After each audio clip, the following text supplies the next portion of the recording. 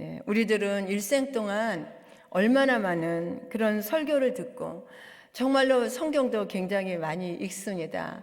이번에 성경 사독상을 시상했는데 10독을 넘게 하신 분도 계셨어요.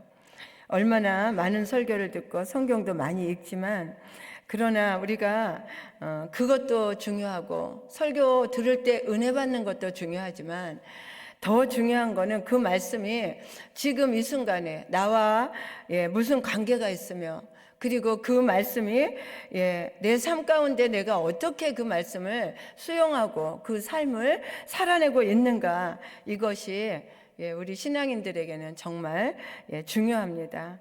오늘 주시는 말씀이 사람의 말이 아니라 하나님의 말씀이니까 하나님의 음성으로 듣고 그런 삶의 열매가 되기를 축원합니다.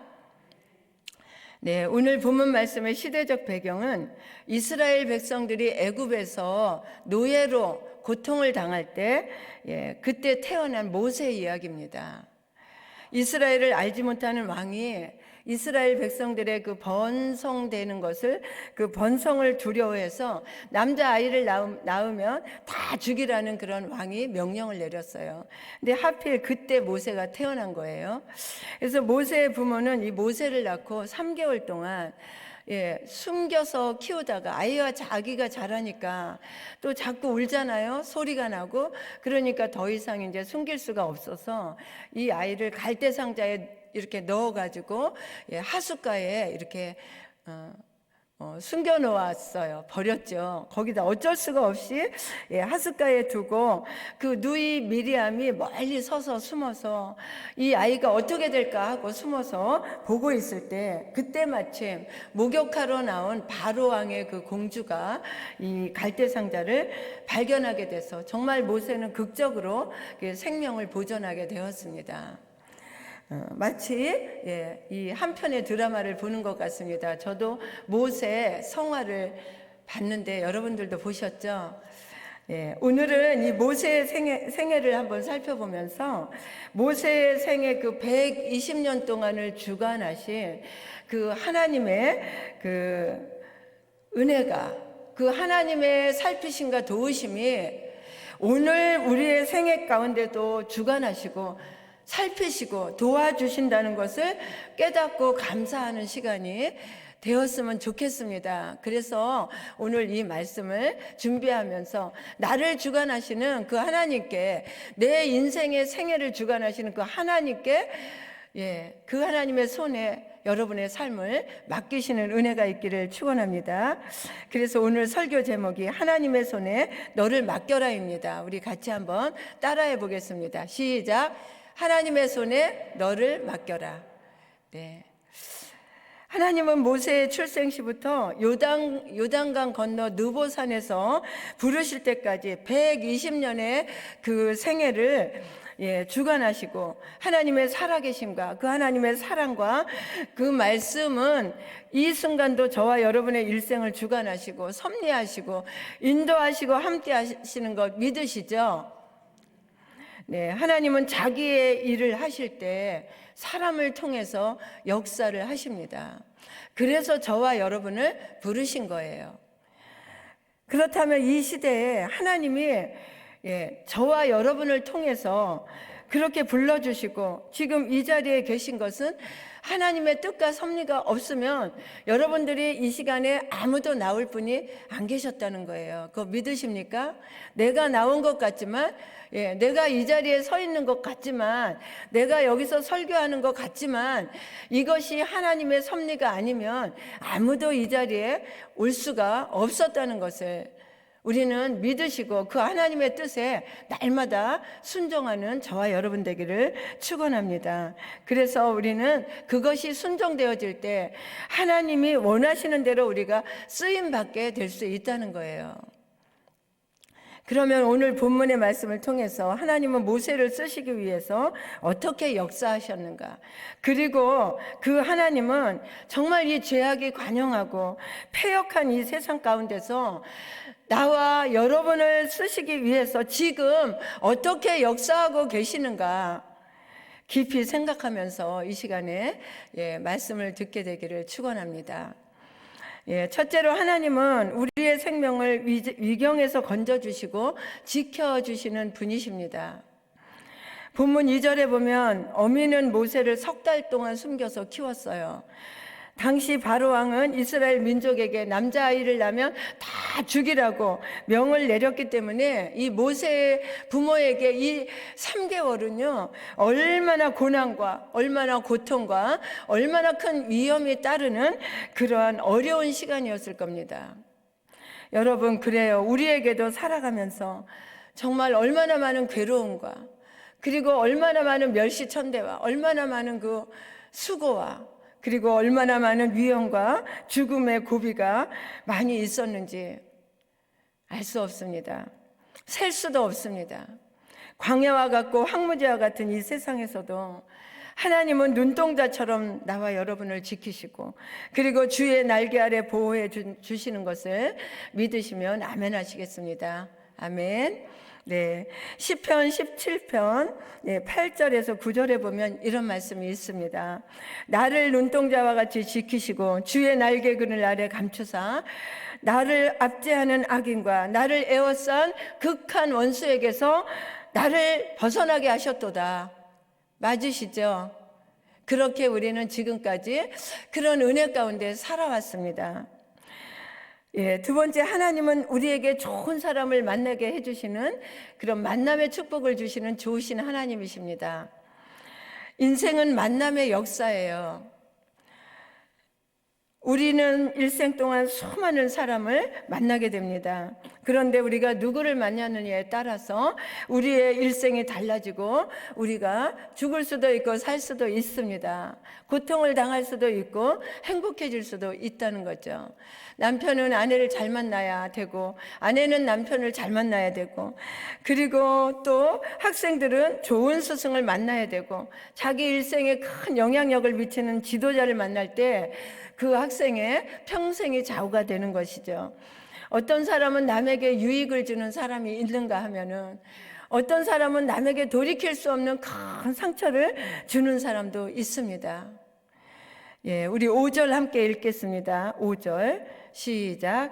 바로의 딸이 목욕하러 하수로 내려오고 시녀들은 하숫가에 거닐 때에 그가 갈대 사이에 상자를 보고 시녀를 보내어 가져다가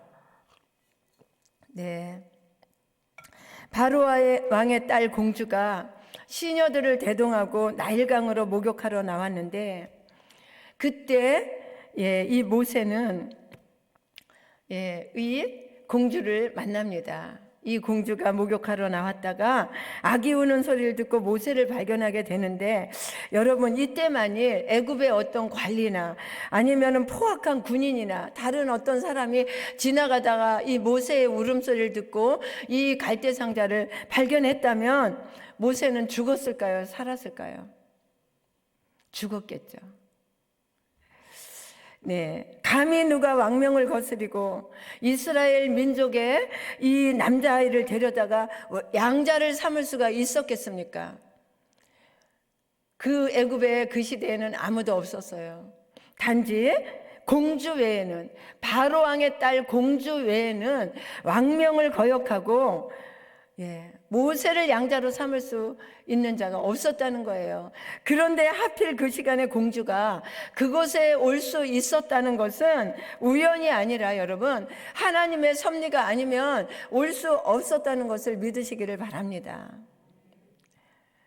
여러분이 오늘 이 첫날 기도회에 제가 이 시간에 여기서 말씀 전하는 거 하나님의 섭리가 아니면 할 수가 없었다는 것을 믿으시기 바랍니다.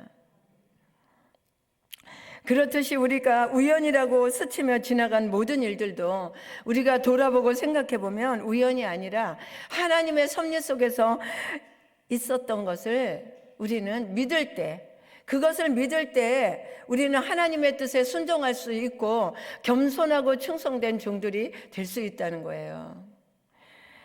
세 번째, 하나님은 강팍한 사람의 마음을 자비한 그런 사람의 마음으로 겸손하게 변화시켜 주십니다. 우리 6절을 한번 같이 읽겠습니다. 시작.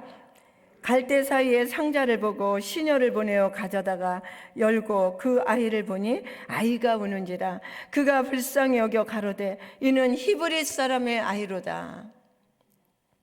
강팍하고 패역하고 오만하기가 이를 데 없는 애굽 나라의 공주가 그 상자를 열고 울고 있는 아기의 모습을 보면서 얼마나 당황했겠습니까?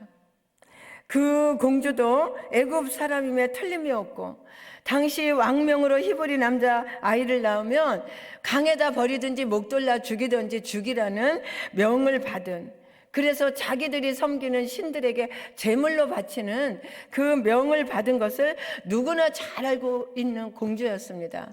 그러나 하나님께서 순간적으로 그 마음속에 불쌍히 여기는 마음을 생기게 하셨다는 거예요. 이 마음은 공주의 마음이 아니라 하나님이 주신, 그 순간 주신 마음이라는 거예요. 하나님이 우리 인간에게 주신 본연의 마음입니다. 그런데 인간은 세상의 죄악에 얽매여서 그 사랑의 마음이 강팍한 마음으로 변화된 것입니다. 그래서 미워하고 시기하고 질투하고 열등감에 사로잡혀서 고통당하면서 상처를 주고받고, 그렇게 우리는 강팍한 마음으로 변화되었지만, 그러나 하나님이 우리 안에 거하시면 바로의 공주 같은 사람의 마음도 자비의 마음으로, 긍휼한 마음으로 바뀌어야 된다는 것을 우리는 오늘 말씀을 통해서 알 수가 있습니다. 하나님은 우리 인간을 불쌍히 여겨서 사랑하셔서 세상에 버려진 우리를 위해서 예수 그리스도를 보내사 구원하여 주신 줄로 믿습니다. 아멘. 네 번째, 하나님은 우리의 삶을 축복해 주시는 분이십니다. 배고파 우는 아이를 본 이 바로의 공주는 여성 특유의 모성애가 발동되었던 것입니다. 이때 멀리 숨어서 지켜보던 아이가 어떻게 되는 것인가 지켜보고 있던 그 누이 미리암이 달려와서 이렇게 말했잖아요. 이 아이를 위해서 유모를 구해주겠다. 그래도 되겠느냐 이렇게 말했더니 공주가 그랬어요. 미리암의 말대로 유모를 구해오라. 그래서 그 아이를 양육토록 하였습니다. 이 유모가 누굽니까? 바로 모세의 어머니 요게벳이었습니다. 이것이 하나님의 섭리가 아니고 무엇이겠습니까? 하나님이 그의 일생의 삶을 도우시고 함께 하시는 하나님의 섭리가 아니면 이런 일이 있을 수가 없잖아요. 하나님의 계획이었다는 거예요. 여러분의 모든 삶이 지금 하나님의 계획 속에 있다는 거예요. 미리암은 곧 그의 어머니 유모를 데려왔고 나일 강가에 버려져서 죽을 수밖에 없던 자기 아이가 다시 살아나게 됐어요. 모세의 일가족의 얼마나 큰 축복입니까? 그런데 죽을 수밖에 없던 아들이 살게 된 것도 감사한데 어떻게 됐습니까? 이제는 숨겨서 아이를 기를 필요가 없게 됐어요. 그리고 뿐만 아니라 떳떳하게 자기 젖을 먹이며 키울 수가 있게 됐어요. 그리고 뿐만 아니라 애굽의 막강한 권력까지 얻게 되었고, 그리고 양육비까지 왕궁에서 받으면서 이 아이를 기르게 되었으니 얼마나 감사한 일입니까? 여러분, 하나님은 우리를 그렇게 도우시고 우리와 그렇게 함께 하시는 분임을 여러분 기억하시기를 바랍니다. 하나님은 우리의 사랑하는 성도의 한숨이 변해서 기쁨이 되게 하시고, 그리고 근심이 변하여 감사가 되게 하시고, 환난과 고통이 변하여 축복이 되게 하심을 믿으시기를 주의 이름으로 축원을 드립니다. 여러분 안에 어떠한 고민이 있습니까? 어떠한 지금 현재 여러분이 당하는 어떠한 어려움 가운데 있습니까? 하나님께서는 그것을 보고 듣고 알고 계시다는 거예요. 그래서 합력해서 선을 이루시는 우리 로마서 8장 28절의 말씀처럼 우리가 알거니와 하나님을 사랑하는 자 곧 그 뜻대로 부르심을 입은 자들에게는 모든 것이 합력하여 선을 이룬다. 이렇게 말씀하시면서 여러분의 고난을 보고 듣고, 그리고 여러분의 그 삶의 현장 가운데서 역사하시면서 합력해서 선을 이루어 주신다는 거예요. 그래서 우리는 그분 앞에 겸손히 순종하며 나가야 되는 것입니다. 그분의 손에 우리의 삶을 맡겨야 되는 것입니다. 그분은 우리의 삶의 주관자가 되시는 분이십니다. 다섯 번째로, 하나님은 우리의 기도를 들어주시는 분입니다. 출애굽기 2장 우리 10절 마지막 절 한번 읽겠습니다. 우리가 읽은 본문 시작. 그 아이가 자라매 이름을 모세라 이르되 아멘. 네. 보통 아기에게 젖을 먹이는 기간이 1년으로 볼 수 있습니다. 그 후에 모세는 40세가 되기까지 39년 동안 왕궁에서 애굽의 정치, 문화, 경제 모든 전술들을 배워가면서 명실공히 애굽 나라의 실력자로 등장하게 되었습니다. 모세의 어머니 요게벳은 이름도 없고 알아듣지도 못하고 말도 하지 못하는 그 어린 아기를 가슴에 품고 젖을 먹여 키우면서 얼마나 많이 기도하였을 것입니다. 하나님, 장차 이 아이가 커서 하나님의 뜻대로 쓰임받는 그런 아들이 되게 해주세요 하면서 얼마나 기도했겠습니까? 여러분, 모세를 위해서 그렇게 기도한 요게벳의 기도의 응답은요 80년이 지나서 나타나게 됩니다. 그래서 모세는 80세에 부름을 받았다고 우리가 그렇게 말하고 있죠. 모세가 히브리 사람의 고통을 보고 의분을 참지 못해서 애굽인을 쳐 죽이고 이제 미디안 강으로 도망을 가게 되죠. 이 모세가 그러한 의분을 갖고 애굽인을 쳐 죽였다는 그 마음이, 그 민족성이 어디서 나왔겠습니까? 모세의 어머니 요게벳의 품속에서 1년 동안 받은 그 교육, 그 어머니의 기도가 39년 동안 왕궁에서 받은 교육을 능가하였다는 것입니다.